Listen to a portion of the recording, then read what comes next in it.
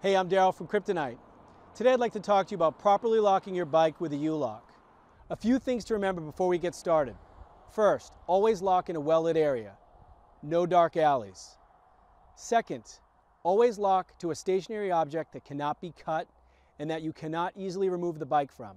Third, always lock according to value. First, your number one priority is your frame, second is your rear wheel, and third is your front wheel. Now let's do this. So first you take your shackle and you come around and capture the frame and the rear wheel and just connect the crossbar. What you want to remember is you want to take up as much usable space here in the shackle as possible so a thief cannot get a tool in there. You also want to make sure the lock is elevated up off the ground with the keyway facing down. Today I'd like to also show you a few more ways to get added security that will include your front wheel. One of the ways is using a double loop cable. What you want to do is run the cable around your front wheel, securing it with the shackle of the U-lock.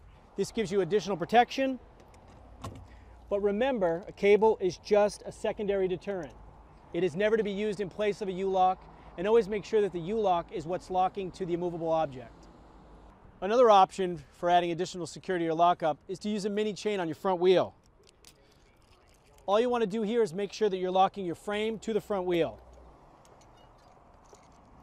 Another popular option is for folks that carry a second U-lock. Again, all you want to do here is lock the frame to the front wheel. So let's recap.